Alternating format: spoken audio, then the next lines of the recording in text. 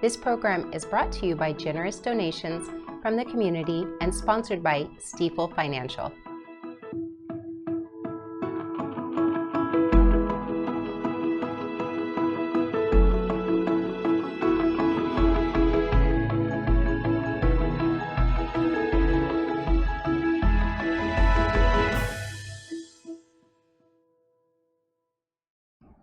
Good evening. My name is Lynn Forbes, your host for tonight's edition of Nevada County Now.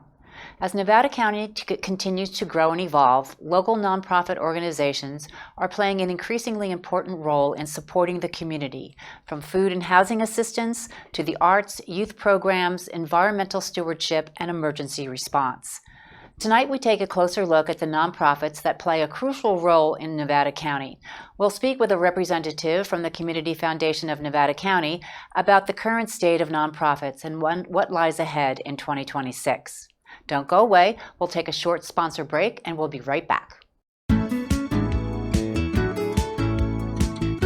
Thank you to Stifel Financial, proudly helping individuals pursue financial goals, businesses and organizations raise and protect capital, and communities offer higher quality of life.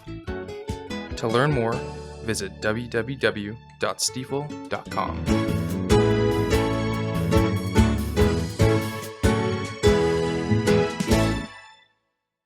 There are an estimated 175 active nonprofit organizations operating in Nevada County today, a remarkable number for a rural community of about 100,000 people. But what makes this region such fertile ground for civic engagement and public service? One explanation is need. Rural counties like Nevada County often face gaps that neither government programs nor private industry fully meet. Limited access to health care and mental health services, housing instability, environmental pressures, and isolated or underserved populations all create challenges and/or opportunities for community-led solutions. Nonprofits step in to fill those gaps. From food banks and youth programs to land conservation trusts and performing arts organizations, these groups help ensure residents have access to essential services and a strong quality of life. The impact of nonprofits isn't just social, it's economic. Local spending by nonprofits helps generate jobs, creates partnerships with suppliers and contractors, and draws both philanthropic and tourism dollars into the region. In fact, arts and cultural nonprofits alone have generated millions in local revenue and supported hundreds of jobs. There's also a cultural factor. Nevada County has a long tradition of grassroots volunteerism and civic-minded innovation. When a need emerges, residents don't wait. They organize, collaborate, and build something new. Over time, that has led to a diverse ecosystem of small and mid-sized nonprofits, each designed to serve a specific purpose or community. Many of these organizations operate with a blend of grants, donations, and volunteer energy, and they keep the overhead lean, a model that allows mission-driven work to succeed where commercial ventures might not. On Nevada County Now, produced by Nevada County Media, also a small nonprofit, we have featured leaders from many of these organizations, all contributing to what makes Nevada County a uniquely connected and resilient place to live. Don't go away. We'll take a short commercial break and be right back. The United Way of Nevada County works with local partners to create a stronger, more compassionate community. With support from local donors and volunteers, resources are provided for those neighbors in need, whether it's food, clothing, or disaster preparation. Together, we are building a brighter future for everyone in Nevada County. United Way of Nevada County, because we're stronger when we stand together. The Community Foundation of Nevada County is a public charity dedicated to improving the lives of residents throughout western Nevada County, from Washington Township and Nevada City to Grass Valley, Lake of the Pines, Penn Valley, and North San Juan.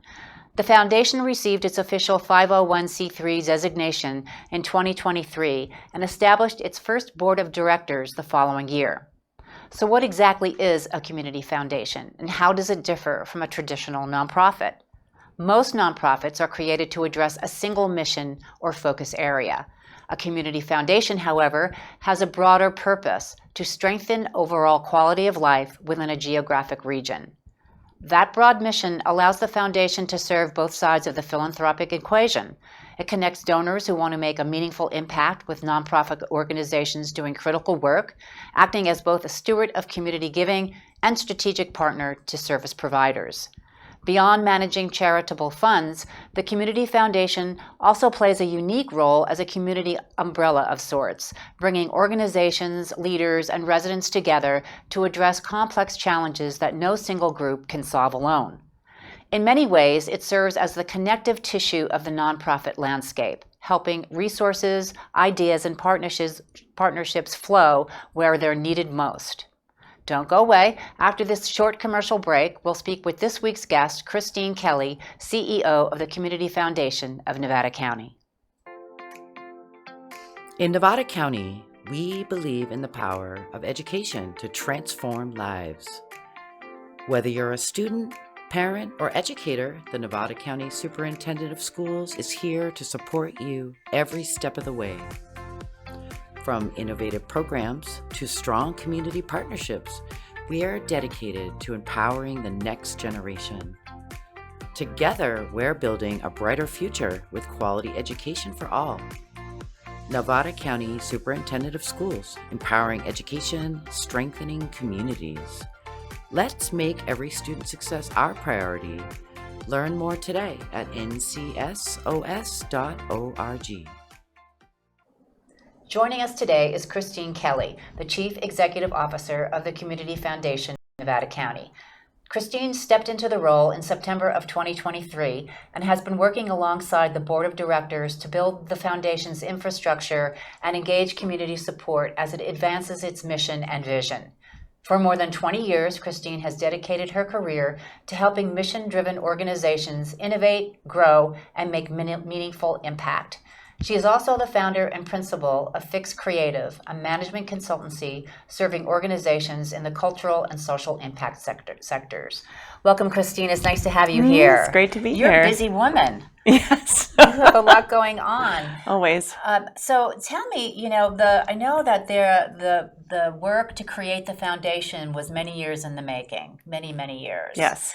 And it finally happened in just a couple years ago. So you're still, on toddler legs. You're still figuring it out. How is the work evolving as far as the infrastructure and actually coming up to speed to do the work you want to do? Yeah. Well, we've really elevated the work that we're doing this past year. I think 2024 was our foundational year where we were setting the policies and the procedures and creating an investment committee, and that, those were the steps that were needed to really meet the fiduciary responsibility of a community foundation.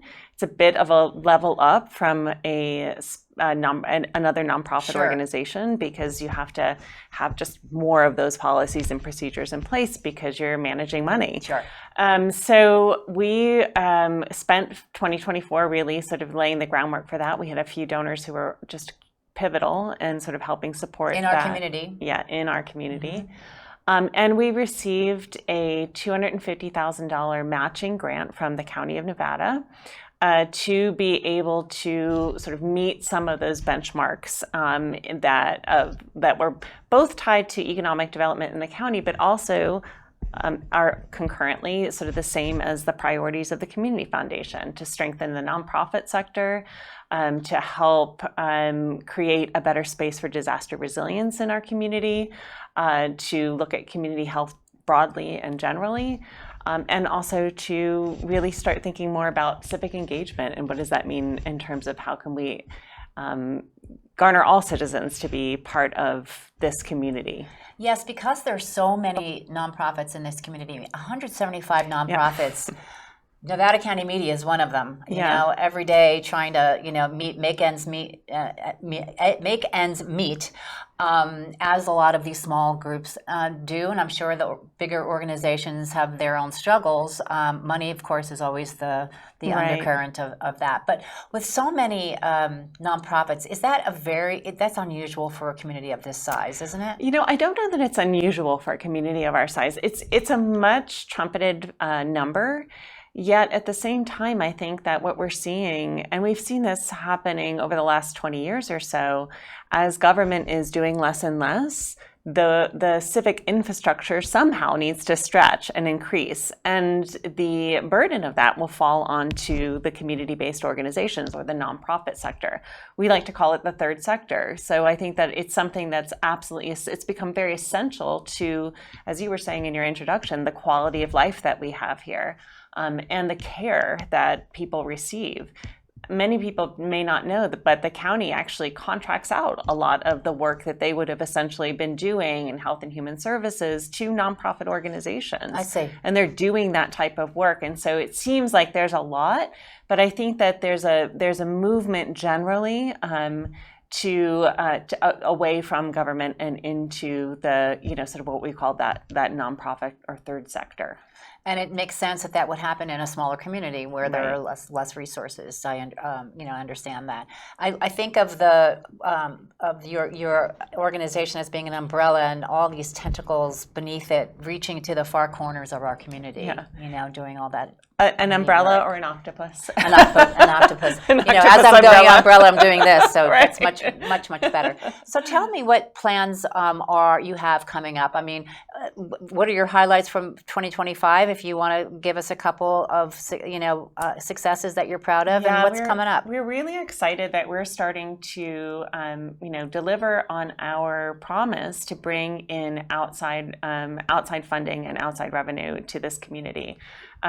We were able to secure a couple of grants this year, one for the building of a community organization active in disaster, which is a COAD, which would work hand in hand alongside city and county governments in the event of a disaster to activate both resources, but then also be able to get to our most vulnerable residents first. So we have a wonderful consultant who's taking project lead in mapping the blueprint for that. So that was a $70,000 grant, and we're actually going to be looking at outside funding to help support that position. I've already been in contact with the Western Red Cross. They're very excited about this. So building out that disaster resilience is certainly this past year and then going forward really important.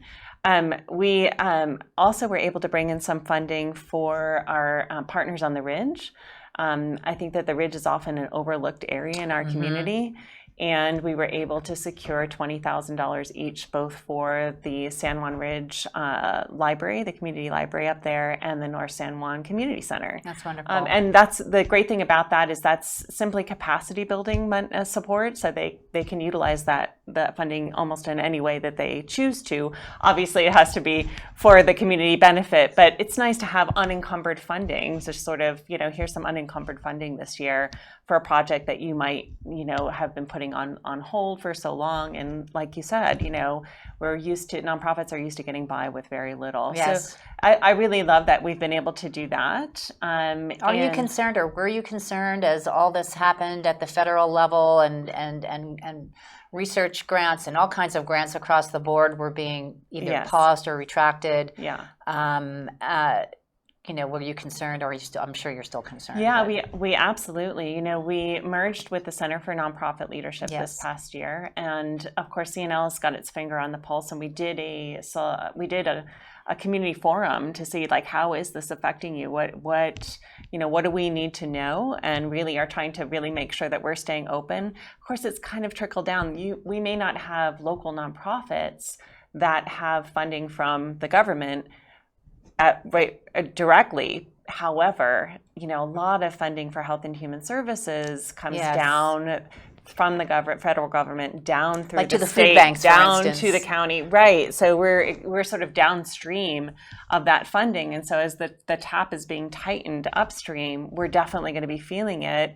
We're feeling it at the end of this year and going into next year, and probably for several years. Yes, because the fallout, no matter what happens after this at the federal level, the fallout is still going to be residual. Absolutely, and it'll take, if there is another administration that comes in and decides we want to open that tap up, it's going to take time to be able to do that. So I think the Community Foundation is really important right now because we can help be that glue, as you were saying.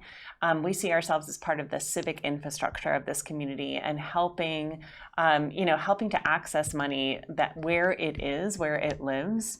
And that's definitely something that I'm really passionate about. Right. And part of the mantle has to be allowing these many organizations to be as resilient as they possibly can. Yeah. You never know. Yeah, and with that, I think that's certainly where at CNL, and Wendy Willoughby, who is our fabulous managing director of the Center for Nonprofit Leadership, comes into play, because we have workshops, we have resources available. We're looking at starting a mentoring and coaching program. So I think that, for those nonprofits that are finding themselves struggling, I encourage you go to our website, reach out to Wendy at CNL. We're here to support the nonprofit community in that way. So you mentioned the mentoring and coaching proposal or project that you may have coming up. What else is coming up?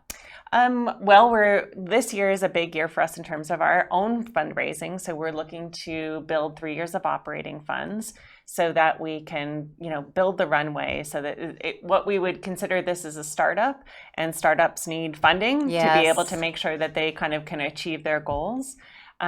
We are fully set up to be able to take funds now. So we have Bring it on. Our first donor advised fund, our first endowed donor advised fund. We have the beginnings, the very seed beginnings of an arts innovation fund, which we're really excited about, and we'll talk more about in the upcoming year. So that's going to be fantastic. Of course, the building out of this COAD is going to be a lot, and looking for funding for that. Again, 3 years of funding for that as well. So it's going to be a big fundraising year for us personally. But we're also looking at how exciting that is for us, because we're here for generations. We're starting something that will be here 2, 3, 4, we hope, in perpetuity, generations out. Yeah. And we've seen a lot of small rural foundations start with, very little in assets. The Shasta Regional Community Foundation now has $35 million under assets, under management, and they are helping to leverage $9 million a year in their community. So I think about that a lot. That's amazing. Statistic, I think if they can do it in the Shasta region, I feel pretty sure that in a couple of, in several years, once we get the ball rolling here, we'll be able to do something similar. Yeah, so exciting. Yeah, it is. Oh really my exciting. gosh! Well, we'll have you back next year. We'll do a little touch base, see how things are going, Awesome. and what we can help you promote. And if anyone wants to write a big fat check, they can go to your website and reach out to you. And reach out to me directly. Okay, all right, everybody hear that. Thanks, Cristine. Thank you. Good luck and So happy good to have you. holidays. To you too. Well, folks, thank you for watching this edition of Nevada County Now, your choice for local news brought to you by locals. We'd love your input about the show, what you would like to see on future shows, or if you would like to be a guest or contribute as a host, writer, or producer. Please email your ideas and suggestions to news@nevadacountytv.org. Please help us spread the word about Nevada County Now. Together we can help our community stay informed. Until next time, have fun getting out there to explore all our community has to offer. Good night.